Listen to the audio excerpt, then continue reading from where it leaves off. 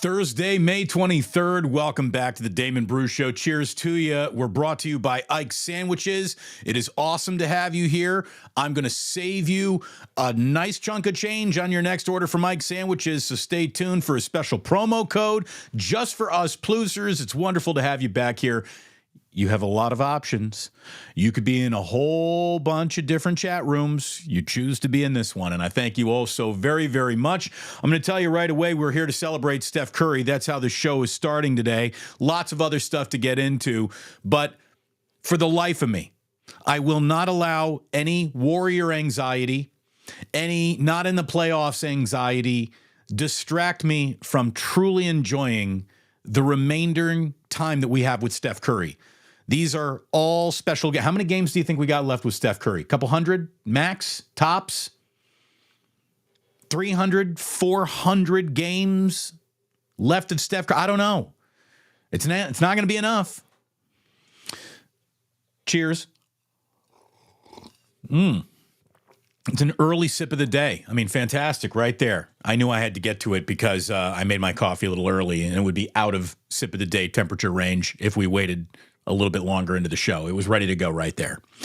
And look, Steph Curry, the first player in Warriors franchise history to now make 10 All-NBA teams. Steph Curry made the third All-NBA team. He's been first All-NBA 4 different times, second team 4 other times, and now third team twice in his career. And hey, had Draymond Green not single-handedly sabotaged yet another year of Warriors basketball, I think it's safe to say that he would be on the second team for sure. You know, the Warriors would have been a playoff team for sure. The consequences of Draymond Green's actions, affect the historical nature of Steph Curry's career, which is why we're allowed to get so angry at Draymond Green for what he has done. And again, Draymond Green is one of the best teammates Steph Curry's ever had. So Curry's a better player with Draymond out there with him. And there's no doubt, had Draymond not been suspended, this is a playoff team. Are they a playoff team of consequences? Are they a champion? I don't know, but they're definitely a playoff team, and Curry's definitely on that second All-NBA team line. But it's certainly an impressive group to be, among, and it's just incredible what this guy has done and what he's meant to the Bay Area. And I think when you take it all, when you wrap, the good, the bad, the ugly, all of their careers. Not that I like talking in terms of Mount Rushmore, but I think that Steph Curry has officially replaced Barry Bonds on the Mount Rushmore of Bay Area sports. I really do. I mean, Bonds had no championships and tons of controversy attached to what I still think is the greatest baseball player of all time, Shohei Ohtani notwithstanding. But there's too much controversy there. I think Curry is now up there with Jerry Rice and Joe Montana, two guys who could argue were the best ever to play their positions. Willie Mays, Ricky Henderson. Steph Curry walks among the greatest of greats. And if you aren't on that number one, might have been all-time best at your position, you're not in Steph Curry's category. You're just not. He is so good and so special. In his franchise record 15th season with the Warriors, going to come right out of the press clippings for you. Curry posted averages of 26.4 points, 5.1 assists, 4.5 rebounds, 32.7 minutes. He played 74 games. He started all of them. His 10th career NBA All-Star nod came along with it this year. He was named the 23-24 NBA Clutch Player of the Year, leading the league in points, three-pointers and field goals made in clutch minutes. So that is a totally made up, to say the word Kia, bullshit award that they give out now, but it's Curry's. He's a two-time MVP. He led the NBA in three-point field goals for the 8th time in his career this year. He finished second in the league to free throw percentage behind Klay Thompson, who for the life of me, I don't know how he qualifies for free throw percentage anything. I can't remember Klay going to the line 10 times all year long. The man never goes to the free throw line. Curry's the 26th player in NBA history to earn double-digit All-NBA honors. I mean, he's just remarkable. And everything he does, everything the man touches besides the whole like FTX crypto thing. Again, it wasn't his fault. They just paid him to endorse. But everything he touches turns to gold, essentially. He lives a family life that make people jealous. He has gorgeous children, a beautiful wife who is totally involved in the community. His charity work is second to none. His concern and professional demeanor for all around him, again, it's second to none. The man is essentially, and this is really hard to do under the scrutiny of social media, he's living a flawless life. It's a flawless life, essentially. You know, if there's anything ever wrong with the Warriors, it ain't his fault. And everything that is good that has ever happened to the Warriors since he joined the team is directly because of him. He's the true north of excellence in this history of this franchise. So, you know, cheers to Steph Curry, 36 years old now. He's been named All-NBA in 10 of his last 11 seasons. Again, the only season that he didn't make it in the last 11 is the season where he broke his hand and Eric Paschall had to take over the rest of the way. That first season at Chase Center was a disaster. But for that broken hand, I'm telling you, Steph Curry would have been 11 for 11. 4 titles, 6 finals appearances. Again, another one of those completely undone by injuries, catastrophic injuries to Kevin Durant and Klay Thompson. Curry, again, the 26th player in NBA history to earn double-digit All-NBA honors. He is on that number 1 line of all-time NBA excellence. He truly is. By the way, I know that a lot of you like to dump on LeBron James. Anyone who does that and says, well, I don't like the way he cries. I don't like the way he blah, blah, blah, blah, blah. I don't like the way he controls his team or gets coaches run or has changed franchise. Okay, sure. I'll give you all of that. What he also is probably now the greatest basketball player of all time. You know, if you don't want to just say, well, Jordan's ring count means he's number 1 and Jordan's scoring average in the postseason, all around game. From the minute you stepped into the league to who you are as the oldest player in the league, there's never been anyone as good as LeBron James. There just hasn't been. He was the best teenager in the NBA. He was the best 20-year-old. He was the best 30-year-old. He's going to be the best 50-year-old if he wants to play into his 50s, right? And he just earned his 20th NBA record, 20th All-NBA selection. He made the 3rd team along with Steph Curry this year. Again, what if I told you the Warriors could add a 3rd team All-NBA player to try to help them get back to competing next year? Like, you shouldn't even ask, well, who is that player? You should just be like, 3rd team All-NBA? Yeah, bring him aboard. I don't care how old he is. So, look, Steph Curry is an absolute gift from the sports gods that we were handed, that no one could have expected. Let's enjoy every single moment. And again, all the Warriors' anxiety, I think, is attached to people wanting the very best for Steph Curry. The Warriors got an awful lot out of the very best of Steph Curry. There's just no doubting that. Speaking of Warriors' anxiety, I know that I'm going to be joining the Light Years podcast with Sam and Andy a little bit later on today. I don't know if that's going live or if it's going to be taped and shown later, but I'm taping something today with them, and keep an eye out on that. I love the Light Years guys. Sam and Andy are fantastic at keeping the pulse of the Golden State Warriors pulsing all year long. Look, legacies matter. And when we talk about the legacy of Damon Bruce, I want you to bring up, had a decent show for a really long time, was a good broadcaster, kept things interesting, never got cliche, never was a house organ, and he's saving me money on delicious sandwiches. You bet I am. Let that be my legacy. Right now, you can use the promo code GANJAJAR. GANJAJAR.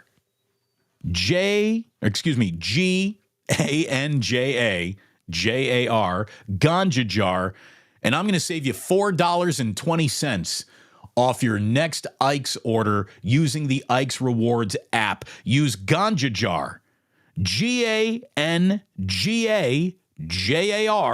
Ganja Jar, to save $4.20. This is available almost everywhere. It's not available at Santa Rosa, San Mateo, and Redwood City locations. Why? I don't know. Sorry.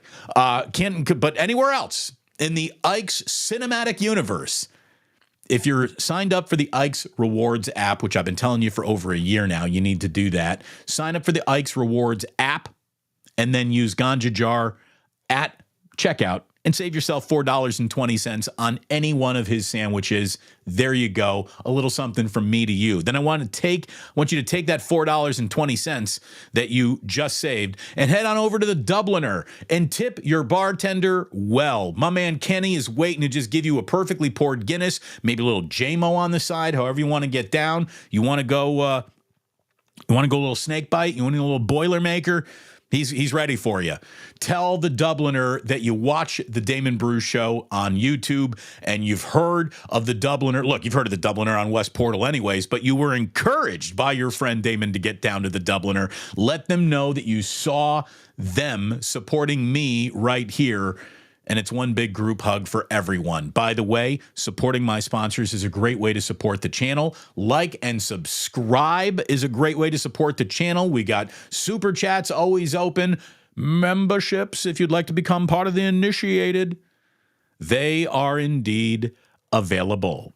I haven't even opened the chat here today other than to answer one question from Raider Luke, who said, did I miss JT the Brick already this week? No, you haven't. Unfortunately, our schedules didn't line up the way that we hoped they would. JT the Brick is going to be joining me, though, soon. I can promise you that, probably next week, and we're going to get into the Raiders offseason because I know that still matters to an awful lot of you. And I also just, watching a team try to get better and out of its own way at the same time is always an interesting thing to me.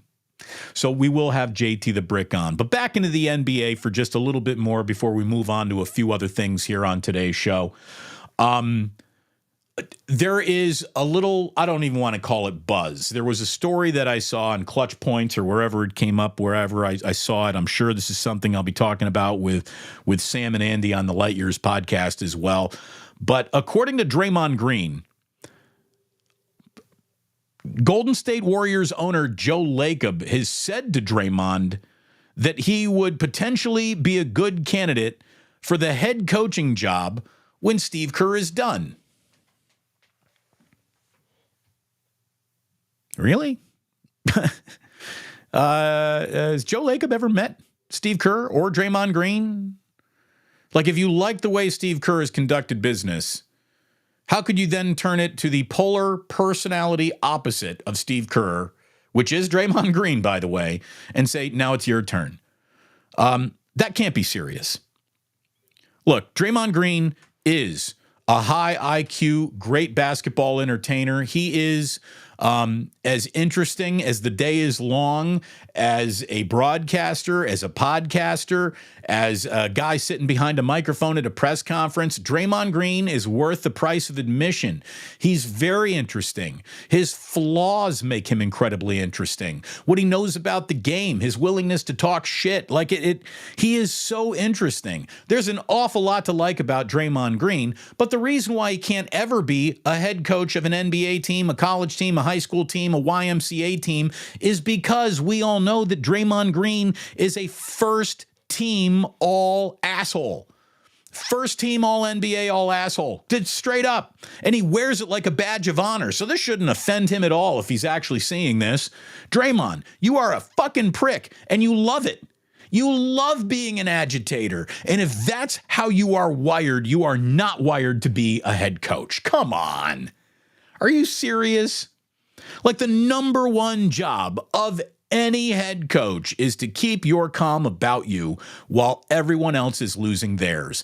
Show me the one example where Draymond has ever been the calm down guy. Calm down, everybody.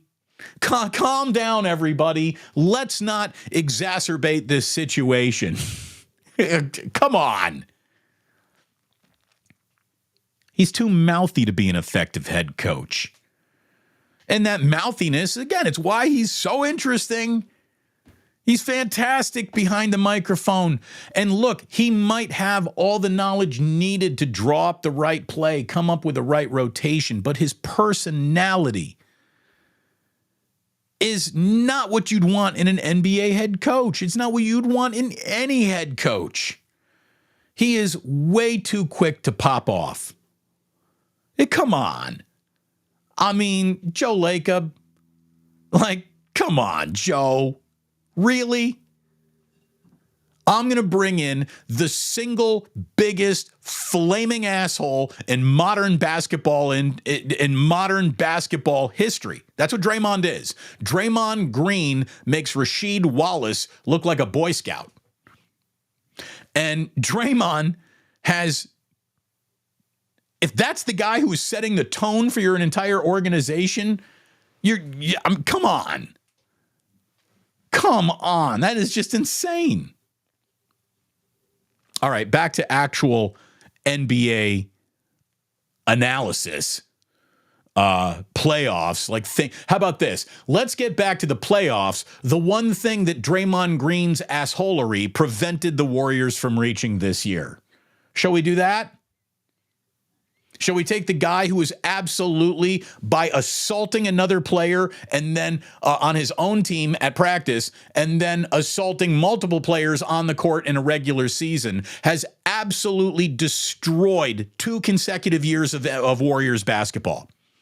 Draymond Green has destroyed 2 straight years of Warriors basketball the same way that James Wiseman's inability to play basketball hurt the Warriors.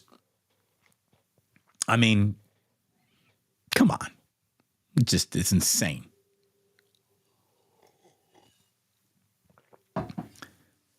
Dallas Mavericks last night. Woo. Hello, Kyrie. It's fun to watch Kyrie and just think about him as a basketball player again. And it seems like after getting out of Brooklyn, after getting out of the horrific leadership offered by Kevin Durant, Kyrie is flying right again. Kyrie, since getting to Dallas, hasn't said one galactically stupid thing, not at all.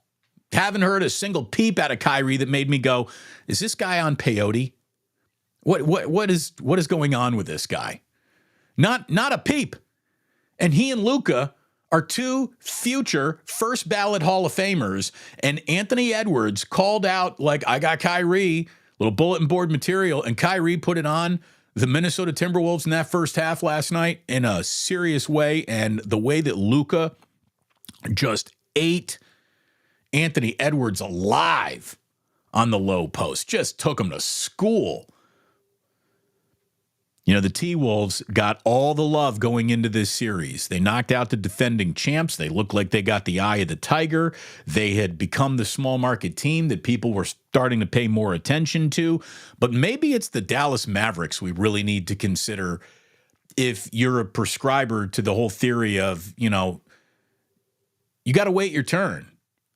And you have to get to a level of success before you know how to get past it and go all the way to an end. I mean, the Warriors just so thoroughly cut the line of normal NBA contention that people start to think oh, that's how it is now. That's normal.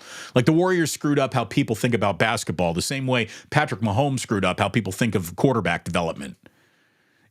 We're talking one of the greatest of all time, and now you want to use that as, well, that should be the standard for everyone? No, not everyone can be on the same level of the greatest of all time. First of all, what we have here is a Dallas Mavericks team that's easy to forget is in its second Western Conference Finals in the last 3 years. So they have been here before, and they have absolutely found themselves the victim of bad performances on the road and bad performances in game 7s. And they have, they've screwed up along the way. They've also screwed up an awful lot in just game 1s. The Mavericks have been behind the 8 ball in just about every single series that they've played in their last 14. As a matter of fact, Wednesday night is the first time that they've won a game 1 in any series under Jason Kidd. It's the first time they've won a game 1 in their past 14 playoff series. So the Dallas Mavericks being in any series not down 0-1 right from the jump doesn't happen often. And here they are now. They're looking pretty damn good. And the Minnesota Timberwolves, again, they can beat you down low. Dallas Mavericks are pulling everybody out that three-point line. And then watch Kyrie either blow past you or watch Luka just go to work on you in his own pace. He's a special player, man. He's a killer. So really fun NBA playoff game. We got another one on tap for this evening. Pacers and Celtics, game 2 of the Eastern Conference Finals. Unfortunately, though, it feels like the Pacers have already blown this series. And even if they win in Boston, it won't even feel like, hey, you went to Boston and you got a split, mission accomplished. It'll feel like you should be up 2-0. So being, tied 1-1 isn't even anything to celebrate. It feels like the Pacers already blew this series. So we'll find out.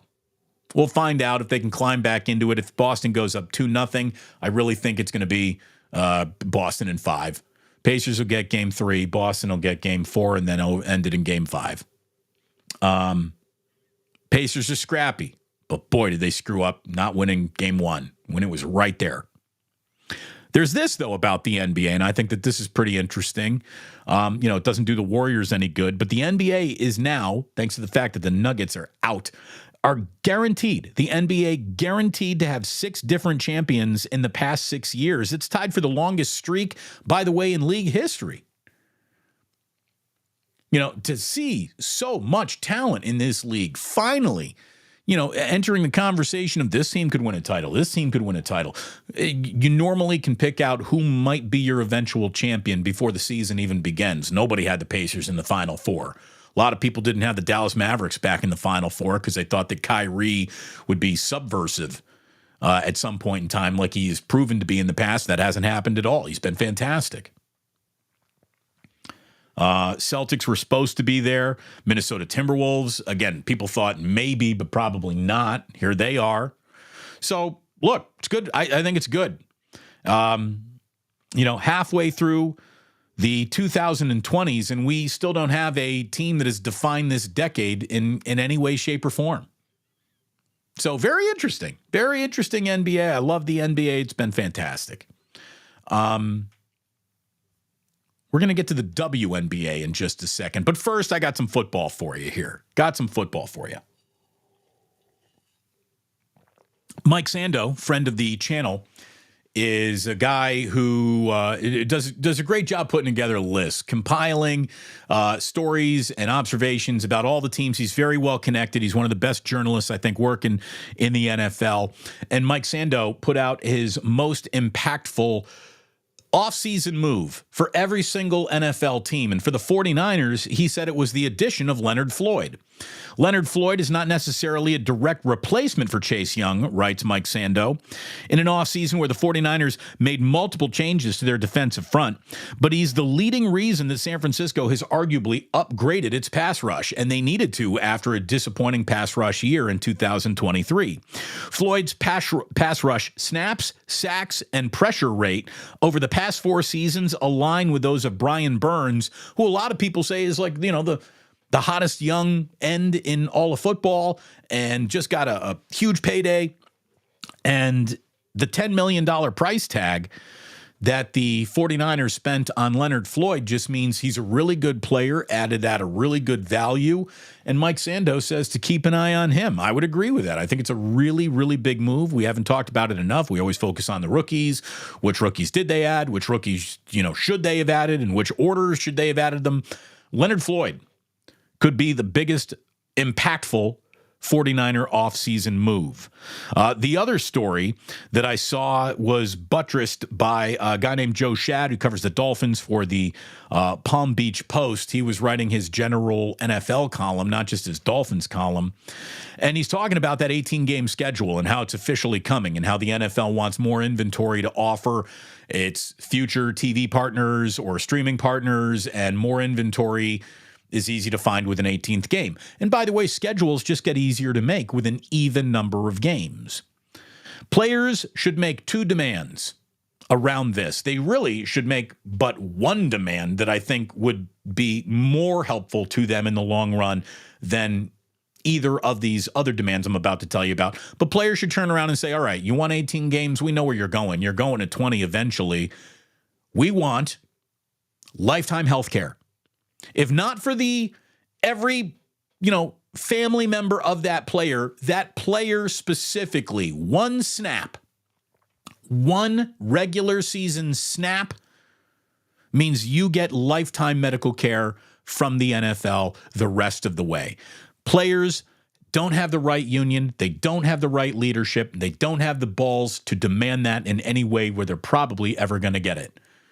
And the NFL could absolutely do this. They choose not to save money. They care so much about player safety. Bafangul. No, they don't. Anyway, the players should demand the following. Obviously, you get more guaranteed money with an extra week of work. So you don't even need to demand that. That's a given. The two demands should now be 2 bye weeks. Every single team gets 2 bye weeks, and no team ever has to deal with 3 games over a 10-day span. That, to me, would be my demands. We all know we're getting more money with more inventory, so we don't even need to negotiate or worry about that. That's spoken for. A second bye week and 0 chance of ever looking at 3 games over a 10-day span. That's what these players need to really go out and negotiate for themselves if they're going to agree to an 18th game, which we all know they will agree to, because when asked to roll over or fetch or sit up or shake, the NFLPA is a bunch of dogs compared to like baseball's union, where baseball's union would never allow players to be abused the way the NBA or the NFL has just allowed players to be abused. So, good luck, NFL players. Good luck. Another collective group of players that need to be addressed here on today's show. This is something that I'm going to get into, saying that I really don't know all the moving parts here, how pushed back the criticism really was, and I really don't care. But when I hear that there are other WNBA players who are jealous of Caitlin Clark, I just think, what an ungrateful group of salt merchants those women must be. I mean, really, how salty do you have to be? Here's the deal. And I understand how if you're in the WNBA has been a huge part of your life and has mattered an awful lot to you. And that's your vantage point. Like, that's your perspective and where you're coming from. Here's where the rest of us are coming from. The vast majority of all of us could not give a fuck about your league right up until Caitlin Clark joined it. Okay? And all of you gals would be on Delta Flight 232 going to your next game, not a chartered private plane. Caitlin Clark changed that. She changed that. Not a collective, not a group, not a what's bet. She changed that. Chingy Onwumike, did I get that right? Chingy Onwumike spoke up after, Charles Barkley basically did all you women are ungrateful about Caitlin Clark. And, and I don't know if it was as broad as the all you women thing should have said. And Chingy spoke up on behalf of WNBA players as a whole, saying that, of course, the number 1 pick in this year's draft class is very important, but the entire draft class is very important. And all these no, they're not. No, they're not. Cameron Brink is really pretty. Angel Reese is known and identifiable. The rest are living in collective anonymity. No one could have recognized them.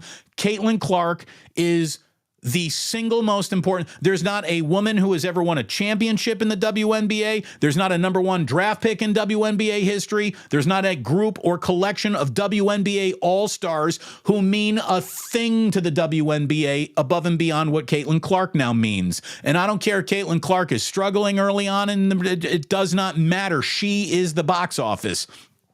She is the equivalent of Pele.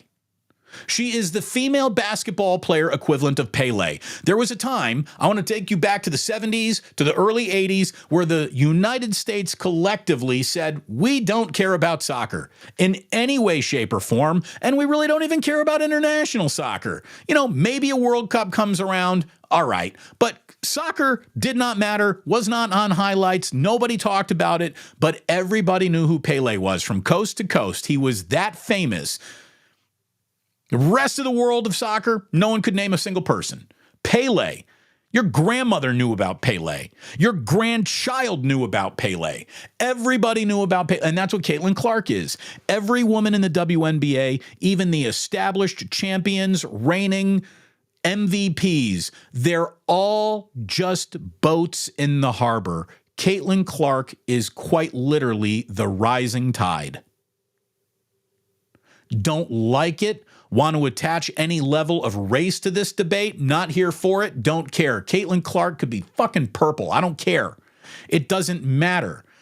For whatever reason, she's the one. She captured the attention. Not the rest of this draft class, not the collective group of the WNBA. No. No. And I'm going to tell you right now, if Caitlin Clark were to go out and just get hit by a bus tomorrow and could never play ever again in the league, I guarantee you that they would be canceling all these, well, we need to move this Indiana Fever game to a bigger thing. The league would regress massively for a woman that's played, 3 games now, if she never played again. I mean, I understand how some of these other women in the WNBA would be a touch jealous or be, would want to spread the wealth around. But no. Let's be totally honest. So did you know that this Chingy was the WNBA's #1 overall draft pick? I'd never even freaking heard of her until she was on ESPN. That's the difference between you and her and Caitlin Clark. That's the difference. You are someone who was the #1 overall pick of a sport that happened in a time where nobody gave a shit. This one woman, Caitlin Clark, has changed the collective nobody gives a shit to some people give a shit for the WNBA. You know, diehard women basketball fans are not who I'm talking about. I'm talking about casual people who did not care about this, did not discuss it, didn't even think of it. Now we think of it.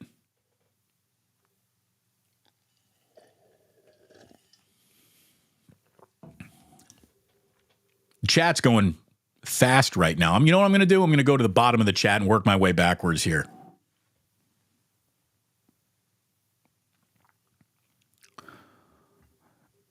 Chingy, right there. Very good.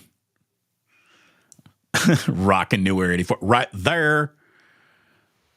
I mean, there you go, Albert. Didn't she go to Stanford? That's the point. Like, she was the #1 overall pick from Stanford, playing right down the road from us, and I never even heard of her until she was doing a show with Mike Golick's kid. Yeah, I mean, come on.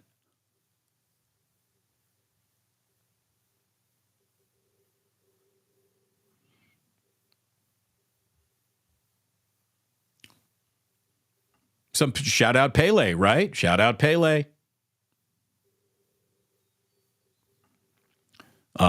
Albert says the U.S. could win a World Cup if we paid soccer players like we do the NFL and NBA players. Hey, look, let's be completely honest.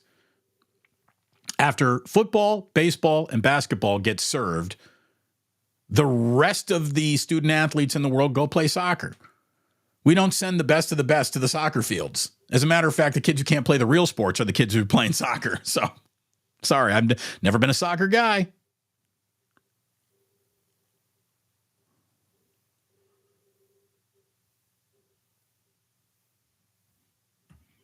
Damon, you have to do the Barkley voice during Wake Up. Well, thank you, JJ. Charles going to be a free agent coming up real soon. His wallet about to get fatter.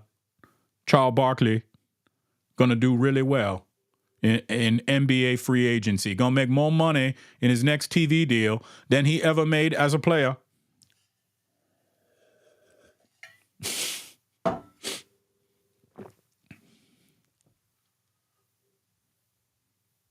you know,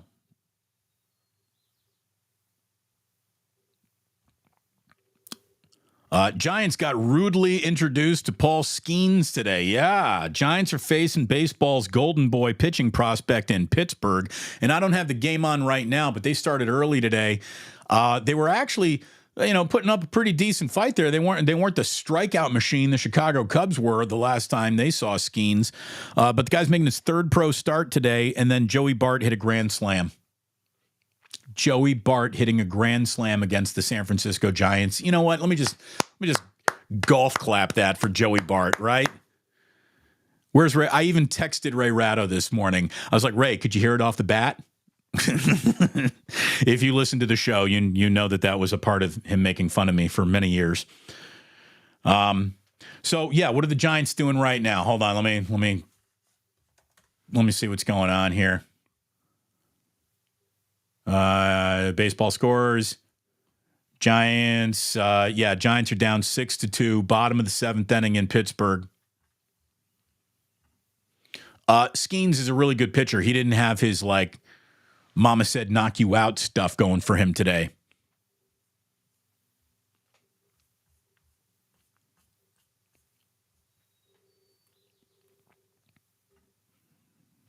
Got our man Smiley Dan. That Skeens start against the Cubs reminded me of Kerry Wood. Oh, dude. Kerry, look at it this way. Paul Skeens had a good day. Kerry Wood that afternoon had the greatest afternoon in the history of throwing a baseball. True blue forever. Hey, probably already made Ratto spit out his chicken burrito with that text. Never a burrito. Not for Ray. Ray is living a burrito-free life, which explains why he's so constantly miserable at all times.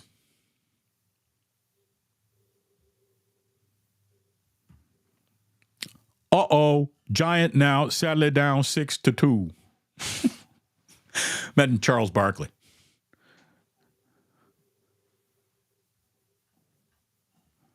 So, look.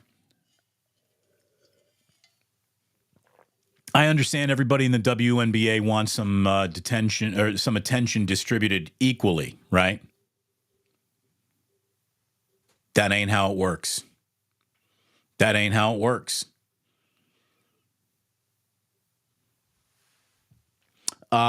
Let's see. What else do we have from baseball? I've got nothing to tell you about the A's other than this latest tweet of outrage that I saw from a fan, I guess the other night at the Coliseum, was the bark at the park night.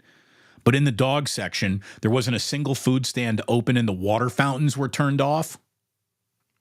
I mean, I'm surprised that bark at the park night didn't come with a, car to leave your dog inside of with all the windows rolled up on a hot day. That's how bad the frickin' A's are at everything that they do. If you would like to give two middle fingers to the A's, well, then join two Damons coming up at Line 51 Brewery in Oakland from noon to 3 o'clock on June 7th. Damon Amendolara and I are going to be at Line 51 in Oakland, hanging out with you, getting some beers with you, and doing a show with you right there together about how John Fisher is sports Satan. So we're going to have that for you. Looking forward to it, and I hope you look forward to that as well. I mean, there's no doubt, Otis. The A's are trying their best to make A's games the worst experience possible. Oh, yeah. Absolutely they are. That's the goal. That's what they're doing. They're trying to destroy their own local interest so they can skulk away with fewer people caring about it. And they're doing a wonderful job.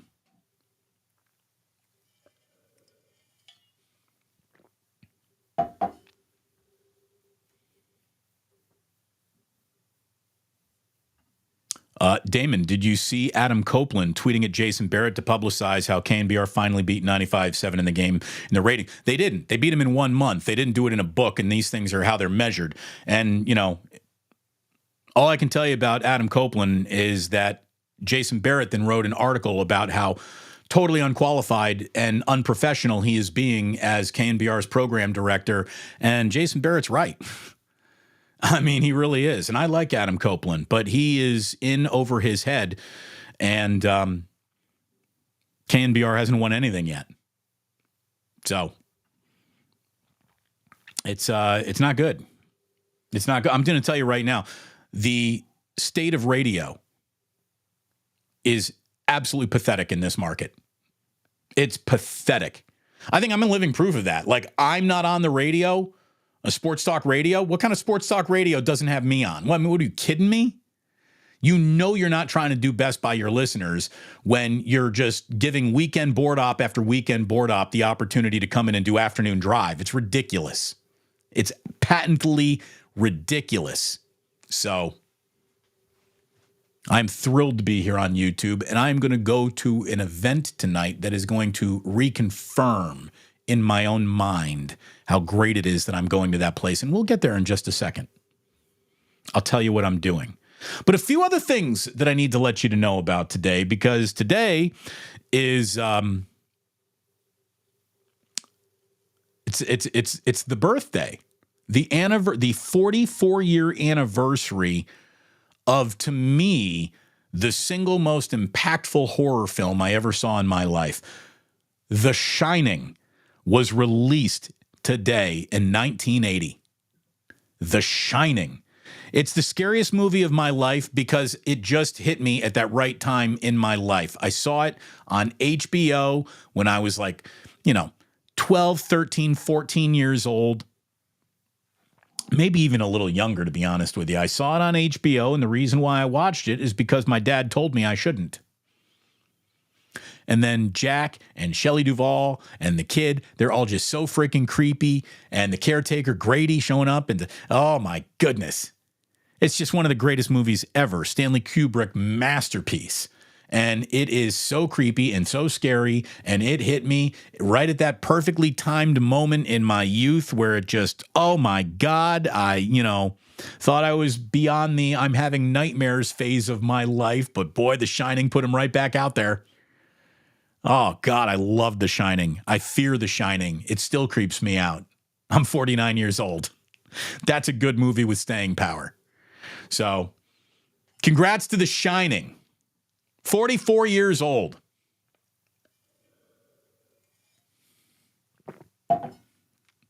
Let's see what else. True Blue Forever. Come play with us, Danny. Oh, yeah. Oh, yeah. Red rum to all of you. Red rum. Red rum, Michelle Haberman. Red rum.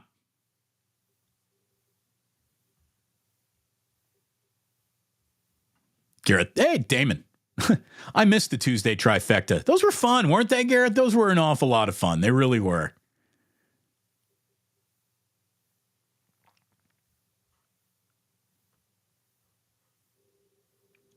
Remember Damon on Vicodin? Oh, come on.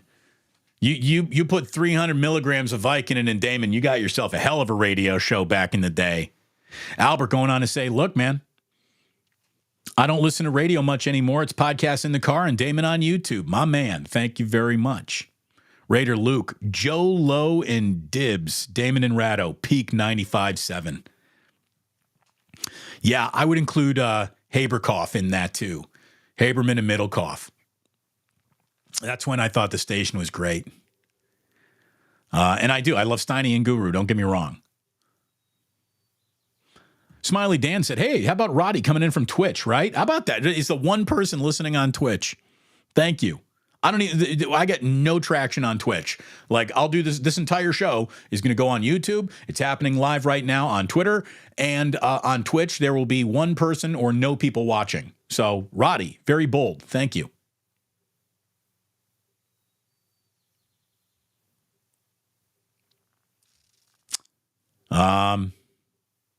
John, thank you very much, saying most sports radio hosts are a joke. This is why we're here on YouTube with D. Bruce. Look, man, I keep on telling people when they ask me, how you doing? And then, like my friends who really know me and know the different financial situation that I've been put in because of all this, to be like, are you really okay, Damon? Is it really? And I'm like, yes. This is the most amount of fun I've had as a broadcaster in a really, really long time. Working for myself, although not wildly lucrative yet, I just know where this is all going. And I also know that I am in a spot that is going to be overrun This marketplace is soon to have a lot more people like me in it. And to get there before all of them, I look at it as a fortunate opportunity more than anything else. But it's great working for myself. It is incredibly rewarding to build this thing out with my wife and the people who are helping me and you, the audience, who's done so much to support me. Again, I've never felt more connected to any audience I've ever had than the connection that I have to my audience on YouTube. My shorts are exploding. Millions of views among the shorts that I put up on YouTube. The videos that are the produced videos that come out are doing very, very well. The live YouTube show that you're watching right now is the least viewed of the 3 branches of my YouTube viewership.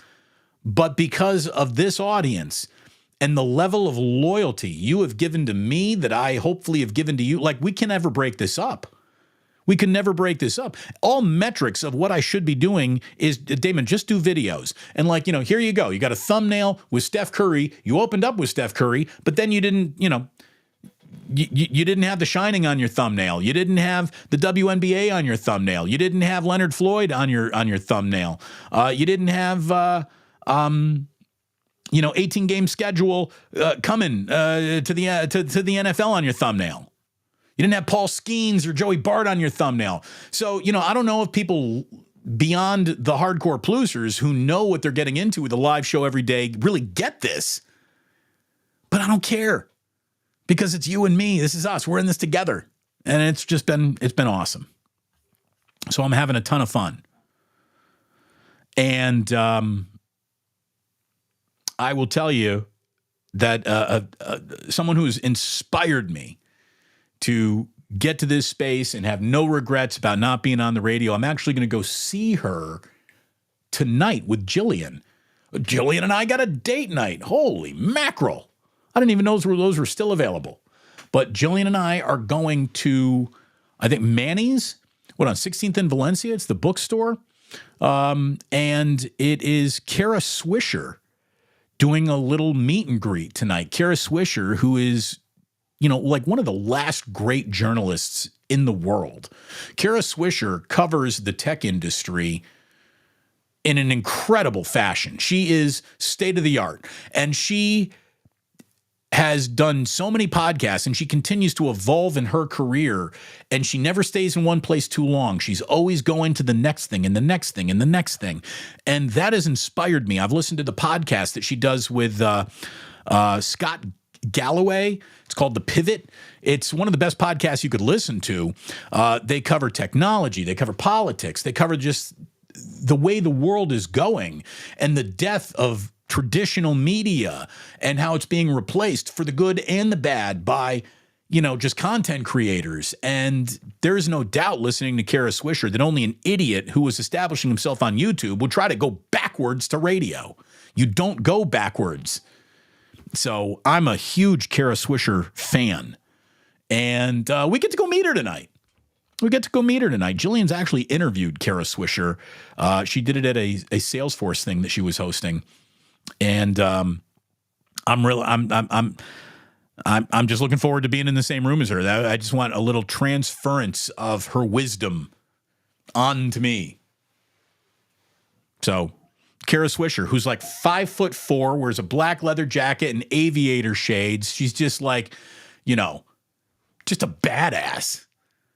So I'm really looking forward to seeing Cara Swisher tonight.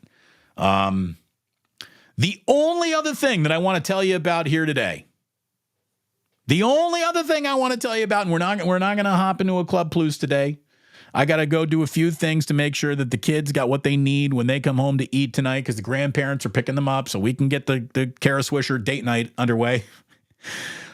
Did you see that Apple released its list of top 100 albums of all time? Now, these things are always subjective, and there really are no right answers. But there are a few albums that, whether you like them or not, whether you still consider them important or not, it doesn't matter. They have to be in the top 10. And several of those are not. And I guess this is trying to, want to come up with a new thing, this is the new. Oh, okay. So here are Apple's top 10, and they do go to 100. And look, a lot of the albums that they have in their top 100 are absolutely they should be in there. Move them up, move them down. Do you really care if this album comes in at 44 instead of 64? Like, none of that really matters. But the top 10's got to be reserved for the most sacred of the sacred of the sacred of the sacred.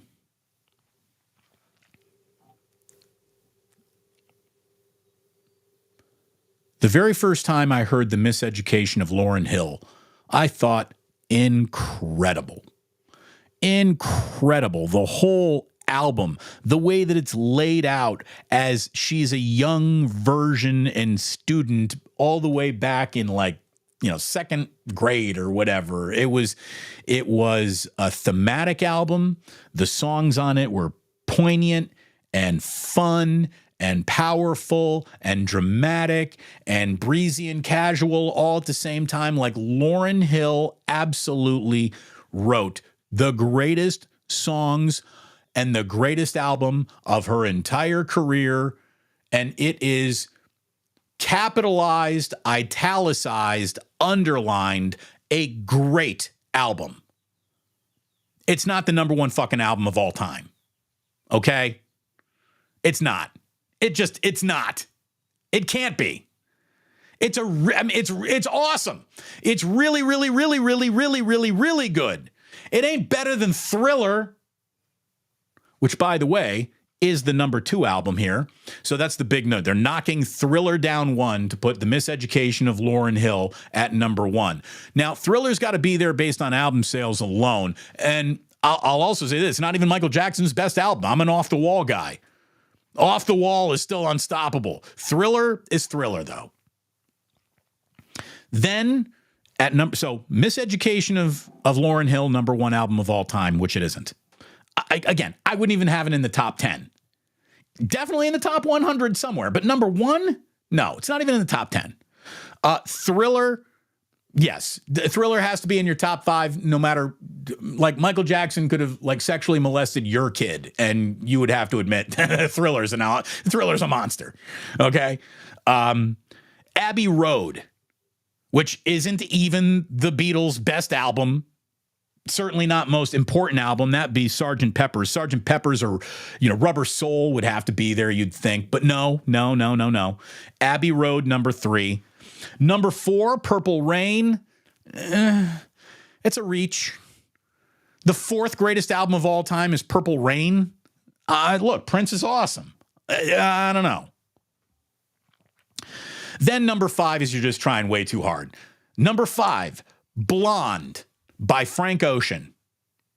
In the history of talking with your friends, has anyone ever said, hey man, put on Blonde by Frank Ocean? It's a very good album. Frank Ocean's good. 5th greatest album of all time. We're gonna, sorry, Dark Side of the Moon. You've lost out to Blonde by Frank Ocean. Get the fuck out of here. Frank Ocean fans who wanted to be honest would tell you that Dark Side of the Moon is probably a little bit bigger than that. Okay? Number 6, Songs in the Key of Life by Stevie Wonder. No problem. Good Kid, Mad City by Kendrick Lamar. Really? You're going to have, you want one rap album in your top 10 so you look like you're cool, and that's the album you're going to put in. You're not going to put in anything by Public Enemy, Fear of a Black Planet, nothing. You're not going to have Low End Theory by A Tribe Called Quest. You're not going to have Straight Outta Compton. Come on. Kendrick Lamar, good, talented, good kid, Mad City, very good. I get it. Nobel Prize, blah, blah, blah, blah, blah. Pulitzer Prize, whatever. Come on. Back to Black by Amy Winehouse. I mean, what drugs are we on here? Amy Winehouse, very good, very talented. She might have been the blip that frickin' swing music got because of swingers. Come on. That's Amy Winehouse, very talented. If she didn't die, that would not be in the top 10. Never. Here's the thing. Nevermind by Nirvana. I don't even really like the album. I don't even really like Nirvana, but I'll give it to you. Sure. Okay. It was that big of a deal. It was that instrumental in just changing the direction that music was going in. Okay. I'll give it to you. And then number 10 is the biggest insult of them all. The 10th greatest album of all time, according to Apple Music, is Lemonade by Beyonce. Get the fuck out of here. We can't have a serious conversation. No, it's not. No, it isn't. The 10th greatest album of all time, Beyonce isn't anywhere near the top 10. Get out of here. And any honest Beyonce fan would tell you that you need to have like Aretha Franklin in there before her. Come on.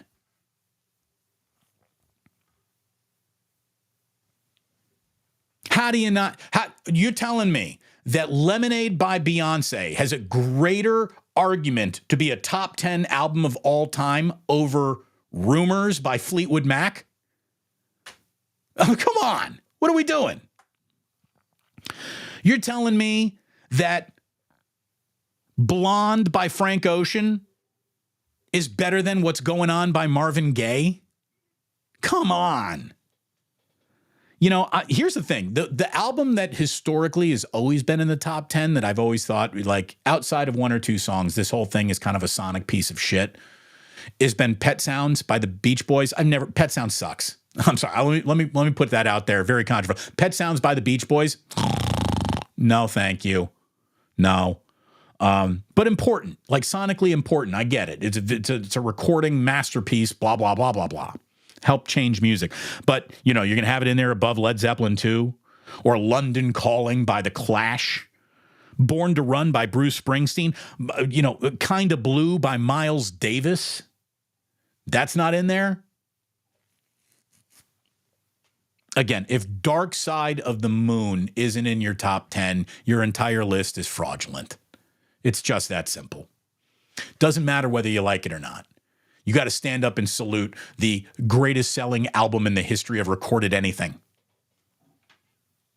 You cannot be a freshman in college without being given a copy of Dark Side of the Moon and a tab of acid. Have at it.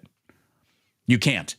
You can't. It's a rite of passage. At no point in time will you get to college and they hand you Blonde by Frank Ocean or Lemonade by Beyonce. Or The Miseducation of Lauryn Hill, if we're being completely honest.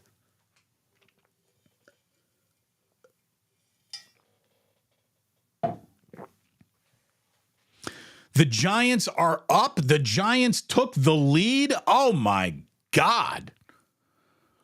Tapestry should be in the top 10. Tapestry by Carole King? Is that where we're going here? Okay. Damon, no Biz Markie? No, Biz Markie did not make it at 11. Yeah, thank you very much. Big Mac 8675. Hard Mike's Lemonade is better than Beyonce's Lemonade. Mothership Connection by Parliament. Again, not top 10, but should be there, right?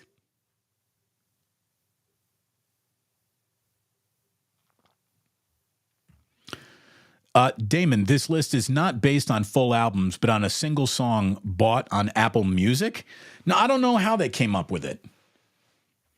Again, how are you going to have an album called Back to Black by Amy Winehouse in your top 10 albums of all time, but Back in Black by AC/DC isn't? There's an argument to be made that Back in Black by AC/DC is the greatest hard rock album from first song to last song. And I like AC/DC. I'm not the biggest AC/DC fan in the world, but Back in Black is a frickin' force of nature.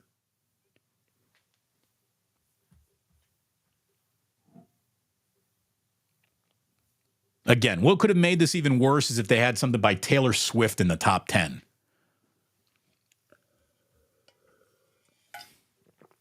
Last thing I'm going to get into today. Again, I don't want to bag on Taylor Swift in any way. She's incredibly successful. She's more successful at what she does than I'll be in anything in life. She is incredibly talented. There's too many people voting yes on her music for me to vote no. And look, I got weird tastes in music too. Like, I really like Fish, and I would totally understand if you said to me, Damon, every single Fish song sounds the same. Okay, to the untrained ear, I totally get that. I'm not here to argue with you.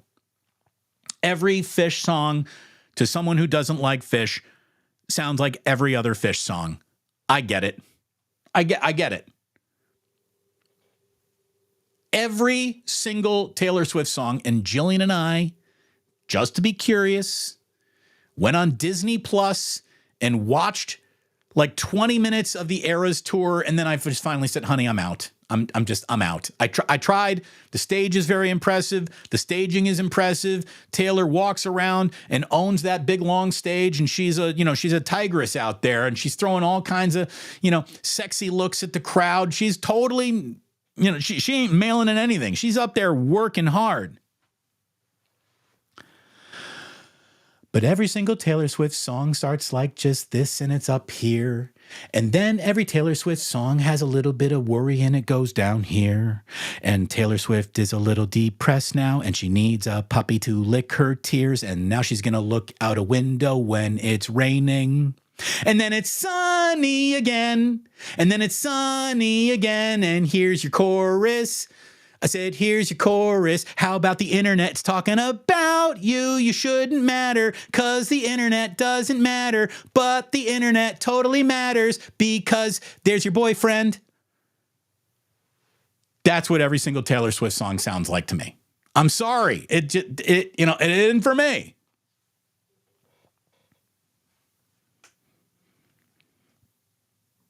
Now, I tell you all of that about the music industry to tell you this. The Justice Department has officially filed an antitrust lawsuit against Live Nation and will seek to break up Live Nation and Ticketmaster. We allege that Live Nation relies on unlawful anti-competitive conduct to exercise its monopolistic control over live events in the music industry, and it costs fans, artists, smaller promoters, and venue operators.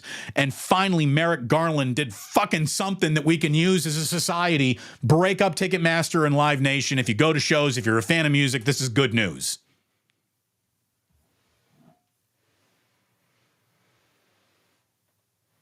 So there you go.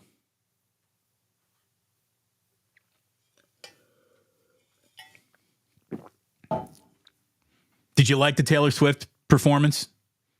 That was fabulous, says Ben. Thank you. The Swiftie Army already outside your house. I'm sure they're ready to burn it down. Sure, they're ready to burn it down.